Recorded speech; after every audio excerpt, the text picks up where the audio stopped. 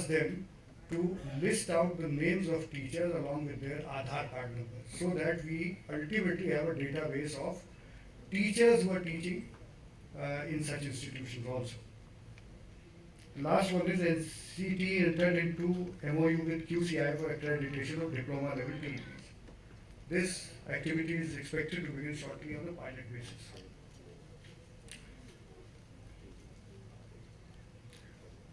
Now, this was a special slide because the demand and supply is one important bit of statistic which would be useful for all policymakers, whether it is not only in NCT but even in MHRD and even the states are going to be relying on this once we are through with this. The first phase is over, but the first phase relies on a lot of presumptions. The data is basically the ULIs which NUEPA maintains, and we are still trying to get a fix on how to predict from whatever material we have available. The second phase is going to be a much more extensive study, which is going to take care of a lot of things which once we have the data which QCI is tasked to get for us, we are going to then have a more comprehensive study.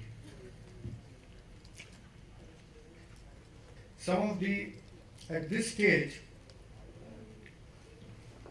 I would like to quote or maybe mention a little bit from one of my favorite philosophers, that is Sun Tzu in The Art of War. He has categorically stated that if you want to win a war, you need to know yourself. When it comes to an organization like NCT, we need to know our weaknesses. We need to build on our strengths. Towards this direction, in this direction, we have adopted a few measures which I would briefly list out. We are going to, from today onwards, adopt a citizen charter. I don't want to say too much about it, or because it is going to be unveiled by the Honorable Chief Guest. Strengthening of management information system. We have not had a management information system ever since this organization came into existence. We are going to have that beginning September. Initiation of periodic internal audit of functioning of the regional offices of NCTA. First step has already been taken in this direction. We are going to continue with it. Strengthening of inspection mechanisms under Section 13 of the NCT Act in line with whatever is contained in Regulation 2014. The last one is fast tracking of pending vigilance cases. If the vigilance cases are pending for long, it creates an environment of distrust within the organization, and those officers or officials who are unfortunate enough to be on the receiving end of that, I'm sure they don't want to work with the kind of diligence that we expect of them. We also have, I'll quickly take you through this, we have a website which is quite dynamic and vibrant, but is also a work in progress. It is still being updated, upgraded. Therefore, all those who have a soft corner for NCT, we would like to have your comments. Please visit the website and see if it can be improved further. What else we can do about it. Then we have the application process is online, the RTI, etc. One point I would like to highlight is the Geographical Information System module.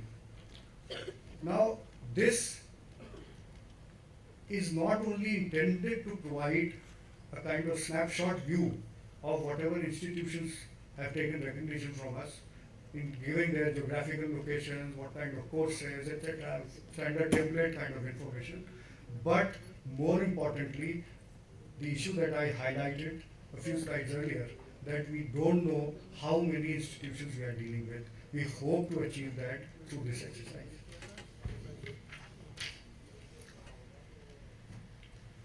Once again, we have grievances online. Another feature that I would like to highlight is the VT, visiting team, the monitoring aspect of regulatory work as also under Section 13. This has been a very, very controversial aspect of our functioning because a lot of subjectivity was involved, and this was giving rise to a lot of complaints about poor quality of monitoring as also some kind of issues related to integrity of the VTs. We have now, we are trying to make this system totally impersonal, machine driven, where even the headquarters does not have any say in the choice of VTs. The last point here is the chairperson will also bear me out and a lot of other officers that we get a lot of emails from students who are querying us about a lot of small issues. If I have done this course, then am I eligible for that, etc., etc. My only point was that these are the kinds of things that should be in the public domain, on our website, and quite a lot of these issues should be solved by having a look at them.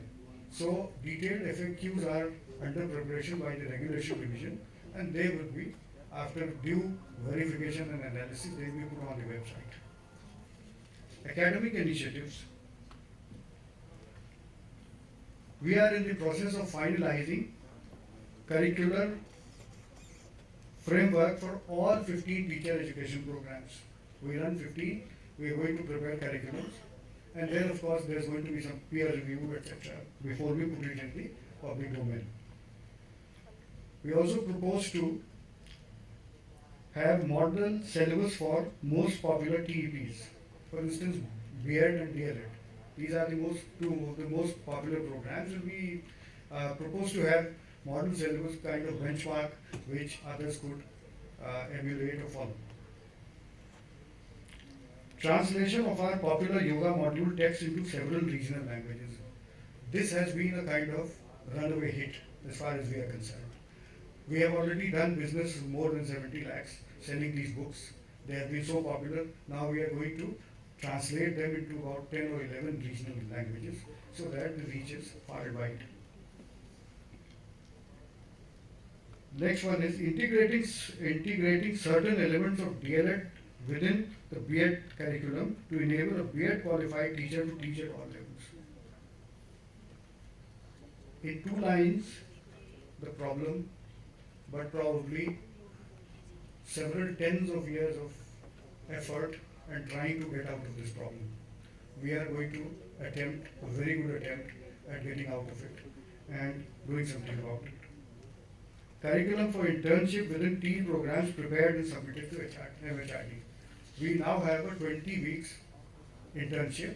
We have prepared a curriculum, very detailed one, and we have already submitted so that once it gets approved, we can always share with our stakeholders. To end, I would seek this audience's pardon for a cliched quote. Robert Frost. The woods are lovely, dark and deep, but I have promises to keep, and miles to go before I sleep, and miles to go before I sleep. Thank you.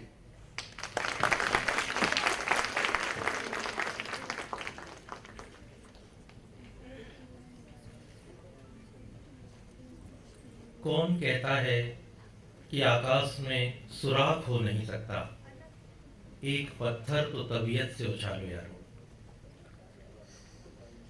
अभी आप राष्ट्रीय अध्यापक शिक्षा परिषद के सदस्य सचिव श्री संजय अवस्थी जी को सुन रहे थे। उन्होंने परिषद के लक्ष्य और दिशाओं को रेखांकित किया। अब मैं राष्ट्रीय अध्यापक शिक्षा परिषद की अध्यक्षा श्रीमती रीना रे जी से अनुरोध करूंगा, कृपया वो हमें मार्गदर्शन दें।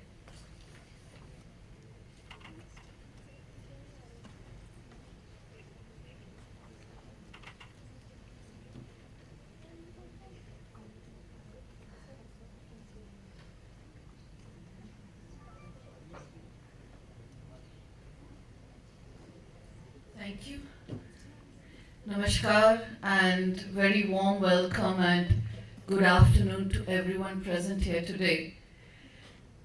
The idea for today's function actually was entirely Sanjay Avasthi's, the member secretary. So if you don't like it, it's his fault. But if anything good emerges from it, it's also entirely his credit. I was honestly a bit doubtful because there's so many issues pertaining to the NCTE. But then I requested him to use this as a kind of introspection to see all the good that has happened in the NCT in the past few years. And a lot of good has happened. Especially I must congratulate everyone involved in the decision to start the building in Dwarka. That's a wonderful idea. And at the same time, however, I feel, and all of us do, that the work over the past few years has become very routine, lacking perhaps imagination and the extra energy and dynamism which is actually called for. When Sanjay mentioned the fact that the number of applications has dropped to 20% of last year, I actually think this is a very good thing. Perhaps the message has gone that the people at the moment at the helm of affairs actually mean business, because Sanjay was too polite to mention that one of the major problems we also have is the whole question perhaps of bogus institutions or proxy institutions. So an organization which doesn't even know the number of institutions, how can it actually check? So I think this entire initiative towards GIS mapping, towards getting the Aadhaar details of all the faculty is absolutely critical and totally essential. And the faster we complete it, the best it will be. Coming to the fact that what will the NCT actually do in the future, the buzzword these days is, as you know, quality. So how can we now look at the whole question of improving a teacher's quality? When we go to any classroom and we listen to a teacher, she or he is almost entirely a consequence of the pre-service training that they received. There's very little that in-service training can do to change a teacher. So the quality of the courses being imparted to all our teachers is perhaps our number one priority today. Who are the people actually conducting these classes? Are they themselves adequately equipped to do it? What is the nature of the curriculum? What are the methodologies? Are we exciting the teacher enough for him or her to enjoy their job, to understand the huge responsibility with them, so that when they go to a school, they can execute their work with very high levels of success? So, to my mind, we need to go back to issues of curriculum also, issues of methodology, issues of incentivization, issues of rewards also for institutions and persons who are doing exemplary work in the area of giving pre-service training to teachers. There are also issues of teachers, not teachers I would say, candidates having to pass an exam before they actually get admission into a teacher training course. So I would like to say that the reduction in the number of applications is a very good sign. It means that people understand how serious we are in this regard. A lot of things to be done. I look forward to forging relationships with many partners in taking us ahead. I was very happy that he came up with this idea, Sanjay. And I think that we'll go from strength to strength. So perhaps for next year, we will be able to go to a slightly larger venue and we'll be able to institutionalize a series of, say, NCT lectures. So I'm very grateful to Professor Ghanta for coming here today and inaugurating the entire concept of the lecture series at the NCTE Foundation Day. So thank you very much for coming. I may not get this opportunity later, so I'd like to thank the organizers. And the perfume in this hall is wonderful. Whoever thought of putting real flowers, I think you deserve enormous credit. It must be one of the best organized functions I've attended in that sense. So thank you very much. I wish everyone the very best of luck. We are determined to take the NCT to absolutely the commanding heights of teacher education. And I hope you agree with me. Is there anyone who doesn't agree with me? That's good. So who agrees with me? Nobody. Please, come on. Let's see your hands. Chaliye, haath uthaiye. Good. So everyone agrees. So we'll meet next year, hopefully. And at that time, we will have taken care of many of our problems and we'll be well and truly on the path to achieving glory and greatness for teacher education. Thank you very much. Best of luck. Thank you.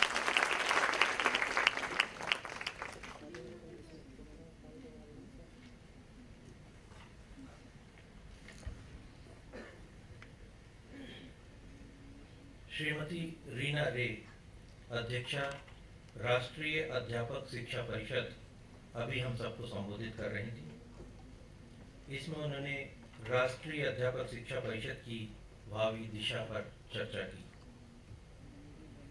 उन्होंने ये भी रेखांकित किया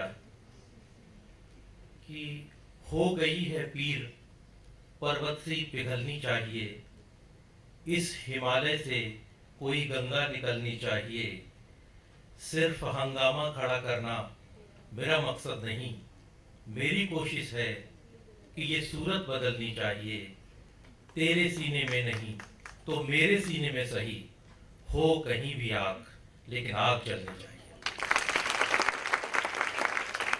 इससे पहले कि मैं आज के विशेष अतिथि और जाने माने शिक्षाविद प्रोफेसर रमेश घंटा को आमंत्रित करूं, मैं उनके बारे में बता दूं कि प्रोफेसर रमेश घंटा काकतीय विश्वविद्यालय वारंगल के शिक्षा विभाग के अध्यक्ष और डीन रहे हैं। वर्तमान में मौलाना आजाद उर्दू विश्वविद्यालय हैदराबाद में प्रोफेसर एमेरिटस हैं।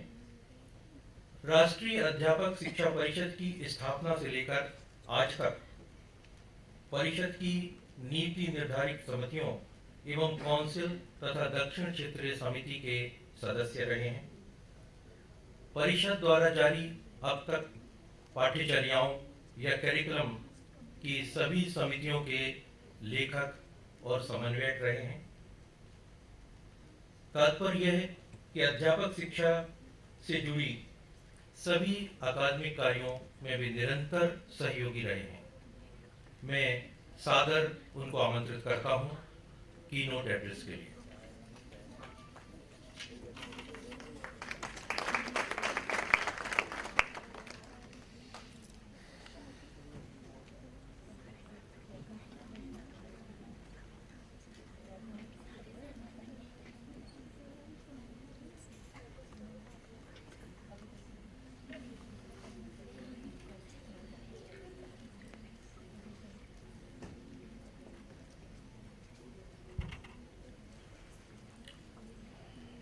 President of this foundation the function, Madam Reena Ray, Additional Secretary, School Education, Chief Guest, Sri Subhash Chandra Kundia, Secretary, School Education and Literacy, Sri Sesh Kumar Garu, Joint Secretary, School Education, Sri Subhash Avasti, Member Secretary, NCTE, distinguished teacher educators, invitees, the family members of NCTE, student friends, friends from the media, Good afternoon to all of you.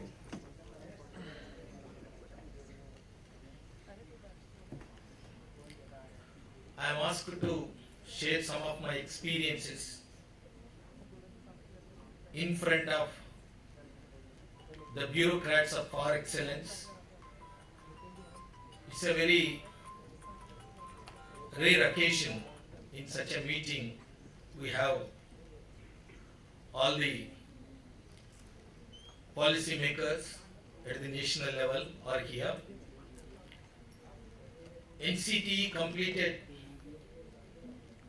21 years. For any organization, 20 years is not a long period nor a small period of its existence. But anyhow, it's a high time for all of us, particularly the teacher educators across the country, to introspect where we stand, what's going on in the name of teacher education. Particularly when you talk of 10 years for NCT in future, that should begin with the past and the present. The future can be predicted only on the basis of proper understanding of the past and the present. I remember during 80s, my senior professors represented to Dadan Minister for MHRD, Sri P.V. Narsarao Garu, and others about the commercialization and its consequences for the future society in teacher education. Some universities used to enroll lakhs of students in calendar year batch and academic year batch, only for making more money, both in the south and north. That was a serious threat to the very existence of teacher education. And subsequently, NCT came into existence with a mandate for coordinated development of quality teacher education. Now we have to introspect and to see to what extent we could succeed in arresting the commercialization. No doubt, NCT has done a good job, but may not be to the satisfactory level of the community at large or the people interested in teacher education. So therefore, the coming 10 years is going to be a crucial period both for NCT and teacher education in this country. We have to have a clear-cut roadmap along with the strategic plan as suggested by the member secretary, how to achieve quality in teacher education. Our focus should be more on quality in teacher education because in this country no one is happy with the quality that is made available in our school system. We have more than 15 lakhs of schools. A crore of teachers are working at different levels of schooling. When you ask the parents, the children, the bureaucrats, the politicians, anyone in the community, they are not very happy with what is made available in our school system. That's not the problem of NCERT. And we as teacher educators, we play a very important role because we are supplying teachers to the school system. The quality mostly depend upon the quality of the teachers. If we fail to provide the quality teachers to the school system, it is a failure on part of the teacher educators, but it's not a failure on part of the school or the child. So therefore, the teacher education gained more prominence in the present context because in this country after the independence, we succeeded in providing accessibility. Education is made at affordable cost, but the question is quality or the accountability. Now focus should be more on that. So particularly when we come to the teacher education, though we expanded, just now sir is saying about the geographic and the mapping is required. I know places where teacher education institutions are more in number than the schools available for their practice teaching. So the mapping of the institutions, not only just knowing the number and the details of the institutions, NCT should initiate a mechanism, at least in future, to ensure whether the college of teacher education, do they get sufficient number of schools, particularly in the context of extended duration, where the students are supposed to, pupil teachers are supposed to spend more time in the schools. In absence of the schools and proper accommodation for the pupil teachers for their teaching practice and internship, and I don't think the extended duration is going to equip the future teachers with all what that is required. The second thing, it's my observation, and we are requesting the government of India, there should be some coordination among the bodies concerned with school education. NCERT more particularly, NCTE, NUPA and RCA. All these apex bodies are working in isolation. They should work in tandem, and then only we can work towards the quality in school education. There is no proper coordination among these things, because the NCERT comes out with a curriculum frame, and after the curriculum frame and preparation of the textbooks, then NCT takes up and how to prepare the teachers and what should be the curriculum framework. So all the efforts from these agencies should go together, then only we can expect the Man for 10 years and next 12 years. If that happens, and if assuming a kind of pupil teacher ratio of about 40:1, on a conservative basis we will require about 75 lakh teachers, or maybe we require a little more. Right now we have more than 82 lakh teachers. Even if you take a figure of 100 lakh teachers, these 100 lakh teachers will have, let us say on the average, about 25 years of service. So what you require is every year you need to induct about 4 lakh teachers. But what is our intake capacity? It's about 18 lakh. So what is happening to these people who are being churned out from these teachers training institutions? So many of them are not going to teaching profession. And when they know that the chances of going to the teaching profession is low, but they are waiting for some employment and they use that period to do some degree, I think they are not quite serious about the degree. Similar was the case with the law degree, with the 3-year law programs. For want of nothing better, people come and register for law degree, then somehow they pass the degree, but they may not be very good lawyers, and they may not become lawyers at all. So we should not allow this noble profession of teaching to go this way.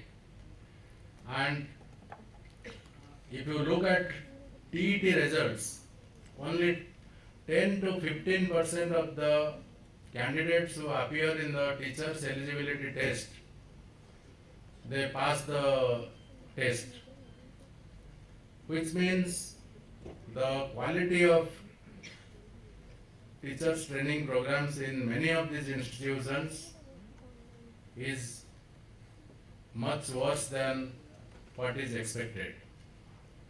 So now, I don't have to emphasize the role of NCT in this process. How do we monitor these institutions? First, at the time of giving recognition, NCT has to find out whether the right institution with right input and infrastructure facility and the teaching facility is being given recognition, and once recognition is given, it is also necessary that periodically these have to be verified as to whether they continue to satisfy the eligibility criteria. And we need to also find out what is happening to the candidates who pass from these institutions and what kind of teachers are they making. So this requires accreditation of these institutions, and which has been mentioned, and we have of course started, NCT has started the process of accreditation by entrusting the job for higher educational institutions to NAC and the diploma institutions to Quality Council of India. But I fully agree with Professor Ghanta that this is an area where NCT has to develop its own capability. It has to have an in-house unit which will develop methodology, how to accredit and how this can be done in a sustainable manner, and I think this is extremely important. Then the GIS mapping of all the institutions, we don't even know how many teachers training institutions have got recognition by NCT, because we have counted only the number of courses for which accreditation has been given, for which recognition has been given, but not the number of institutions. But this is not an insurmountable difficulty. It can be done, and the first thing that is to be done by the NCT is to make it mandatory for institutions to disclose certain essential information on their website to all the stakeholders concerned. For example, what infrastructure do they have? Who are the faculty members in the institute and what is their qualification? Then what is the kind of profile of the students who have passed out from that institution? Where are they and what are they doing? What is the result of the previous examinations for different for various years and batches? Then what is their performance in the TET? If all these are disclosed, then any candidate who wants to join that college or institution would know and would make up his or her mind whether to join such an institution or not. And this is not a very difficult process. So I think this process is on, and I would urge NCT to complete this process as early as possible. And through a GIS mapping of the institution also, NCT would be able to find out whether in a particular geographical area more institutions are required or not. And there are gaps in certain areas where more institutions should be encouraged. The other idea is to find out a good balance between number of government institutions and private institutions. Whereas there is an acute shortage of good government institutions, there is a mushrooming of private institutions. So this also NCT needs to kind of persuade the state governments to open more government institutions where quality can be controlled. And NCT needs to be proactive. It need not be a reactive institution. It should not wait for some application and then decide whether the application should be accepted or rejected. But on policy matters, NCT needs to be proactive. It should have dialogue with the state governments. It should have dialogue with the Ministry of HRD. It should have dialogue with the other institutions like NCRT, CBSE, etc. So that kind of a thrust is given to maintain the quality of teachers' education. And I think Professor Ghanta also mentioned about kind of developing partnership with institutions so that kind of a proper development of policy on teachers' education takes place. This is very, very important. And of course, NCT looks to be a very lean organization now. Being lean is good. If you are physically fit, you should be lean. But you should not be malnourished or nutrition deficient.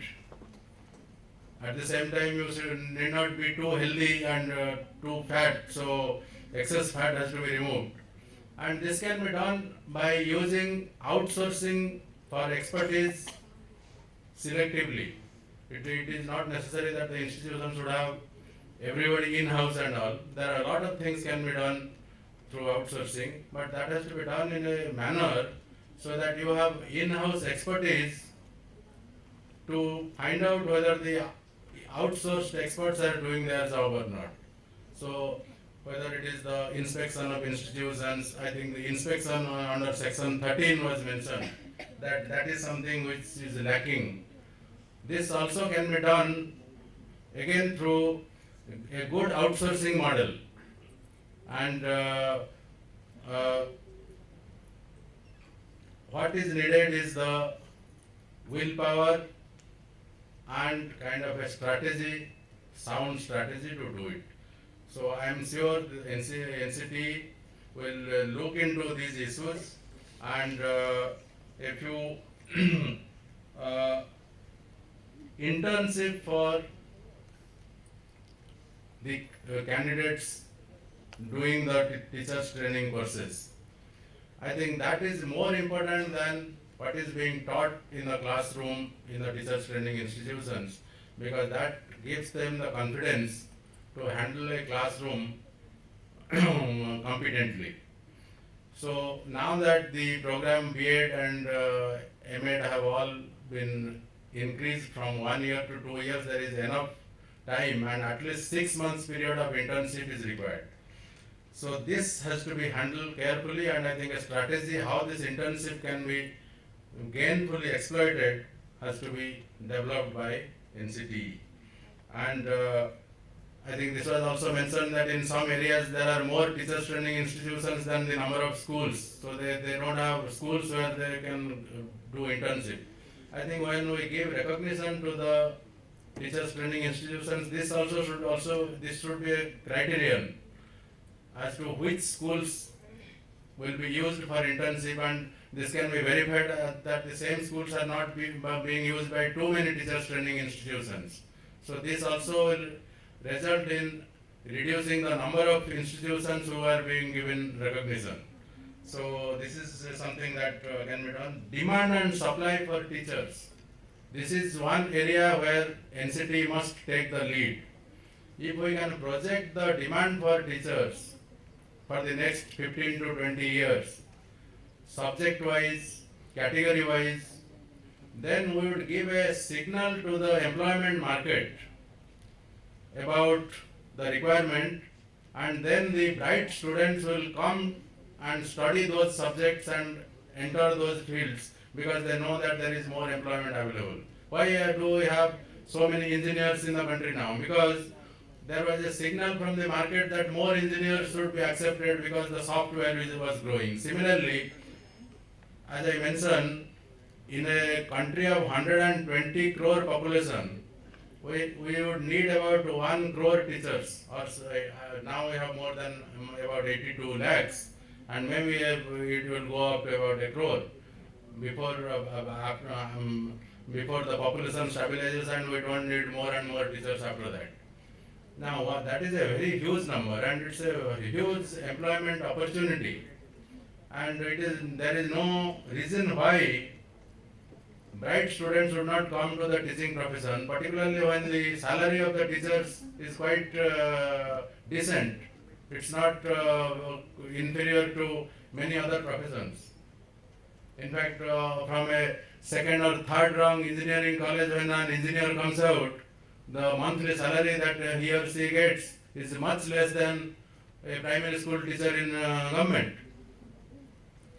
So, if we give this signal out state-wise, then I think we'll see proliferation of good teachers training institutions, and bright students will come. Along with that, we have to promote this 4-year integrated program, so that after plus 2, and if we do a all India entrance test or a state level entrance test, then very good students who clear this entrance test will come to these teachers training institutions, and I think automatically their quality will be good. Why are IITs so good in the country? The biggest reason for IITs doing so well is because of the tough entrance test. Because then you take the cream of children, and then when you take the cream of children, you have to take best of the teachers. Those teachers who are mediocre, they will not be able to teach them, and they will live on their own. They will not have a place in such institutions. So similar thing will happen here. Then you will have better teacher educators. So this is something, and if this is done properly, I think a teacher's eligibility test may not be required. Because then, depending upon our requirement, if our requirement is about 5 lakh teachers per year, so we may have a capacity slightly more, maybe 6 lakhs or something should be good enough. And most all of them, if they come through an entrance test, they will be of good quality. And this 15%, 10 to 15% result in teachers eligibility test, I think will be a thing of the past. And thereafter, of course, we have to, in some countries there is something called a teaching license, which is given for a certain number of years. Thereafter, they must reinvent themselves to be capable of teaching, because teaching also, requirement of teaching will change from time to time based on technological development and the new pedagogy. So that can be introduced, and then they can pass some departmental exam in between so that they remain capable as teachers. So I think these are issues where the NCT should look into, and MOOC, that is the online courses, that also can be can give a big boost to the quality of teaching and learning in these teacher training institutions.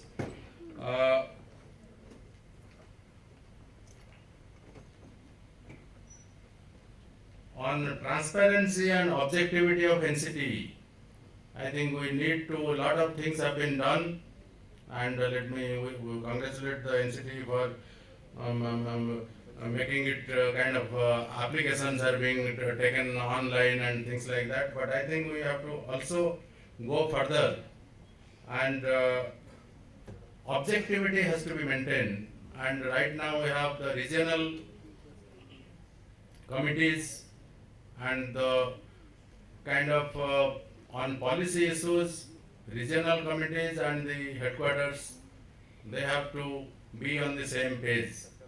And how that is to be done is something that we need to ponder about. Using e-governance platform will also improve objectivity and transparency issues. From the ministry, we have asked all the state governments to create separate teacher educator cadres, because this is something where state governments are dragging their feet in many cases. And in the absence of a teacher educator cadre, the diets are suffering, the SCRTs are suffering. So if a separate cadre is there and a regular recruitment takes place, we are also asking the state governments to have regular recruitment of teachers on an annual basis, just like to the civil service. If that happens, then every year the candidates who pass out from the teachers training institutions, they will have opportunity to get a job, and the best of the candidates will definitely get in, and that will create a kind of situation where more and more bright students will join as students in the teachers training institutions. So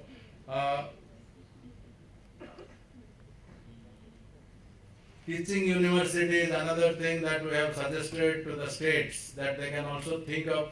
But the point is that when we offer integrated courses, it should be more, as far as possible, in the general universities where other subjects as well as the subject of education, all these departments are together, so that integrated courses can be run properly. So this also we have, whatever is necessary from the Ministry of HRD to give instruction or direction to the state governments, certainly will do to give strength to NCT's hands. Content of teachers education programs, the curriculum framework for teachers education, that is something that NCT of course has to engage with experts and with NCRT and other apex bodies to develop. I am happy that they have now integrated some of the programs like inclusive education,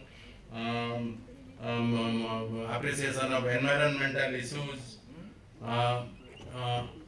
IT, use of ICT for teaching and training, sports, yoga, all this have been integrated into the courses. I think this was needed, and if there are any other cross-cutting issues which need to be imparted to these teachers, trainers, I think that should be done.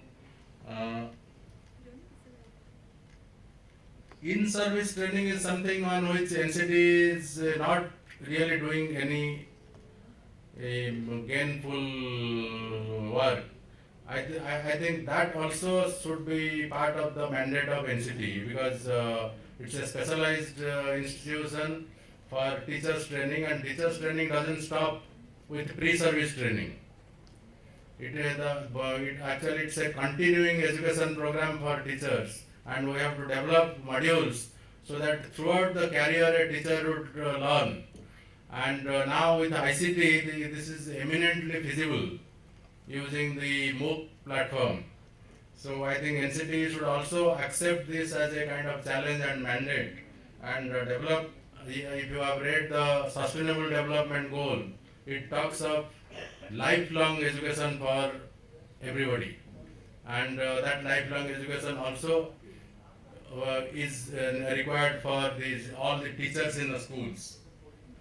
So this academic support that is required to teachers training institutions. Now we are talking of so the another area in which the NCT must become active is imparting kind of training programs, and organizing these training programs and capacity building programs for the staff of teachers training institutions at the regional levels or at the state level. So this is something I think you have to develop a unit, and that unit should specialize in doing this job, because they also need training from time to time.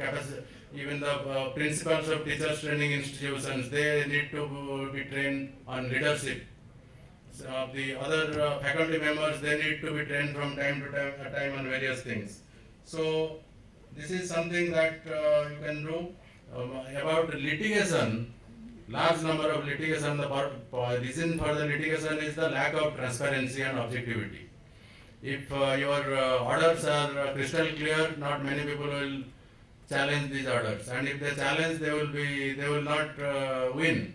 And also, what Professor Ghanta mentioned, that you must take the cue from some of the court orders and make generic changes so that such cases will not come again. Instead of applying the the order of the judgment on that particular case, we must generalize and find out what is lacking in a systemic way, and how to improve that system. I think with this, we should be able to move ahead, and kind of research and development is another field where not much is being done in the country, and I think NCT should also have a good R&D wing. So I am happy that on the occasion of the 21st Foundation Day, we are able to introspect to some extent and find out what needs to be done, and hopefully in the next 1 year, before we come to the 22nd Foundation Day, many of these activities would be undertaken, and NCT would go from glory to glory and become a leading institution, not only in the country but a leading institution in the entire world. Thank you very much.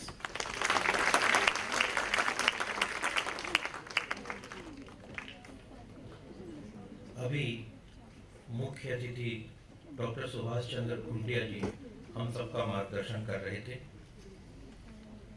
उन्होंने रेखांकित किया अच्छा शिक्षक, अच्छी शिक्षा, अच्छा छात्र, अच्छा नागरिक और समर्थ Bharat.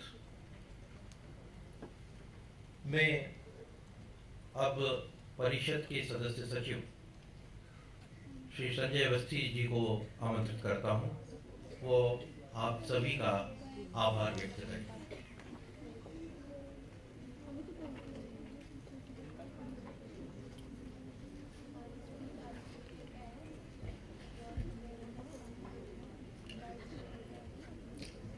Distinguished guests, distinguished speakers, ladies and gentlemen,